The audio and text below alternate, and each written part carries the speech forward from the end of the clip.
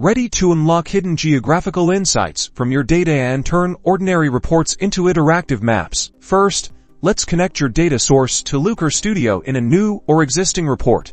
Click Add Data and select the data source containing your location information. This could be Google Sheets, BigQuery, or any other supported connector. Make sure your data contains columns with geographical information like city, country, latitude, or longitude. Next, we need to tell Looker Studio how to interpret these columns. Click on Edit next to your data source. This will open the data source configuration panel. Now, find the field containing your location data. For example, the city column. Currently, it's probably set as text. Click on the data type icon next to the field name. In the drop-down menu, navigate to the Geographic section. Here, you'll see options like city, country, continent, latitude, longitude, and more. Select the option that best matches the type of location data in your column. On choosing city, Looker Studio will automatically create a geographic dimension based on your selection. Now, add a map chart to your report. Drag and drop the new geographic dimension, in our case city, into the location dimension field, and also drag a relevant metric,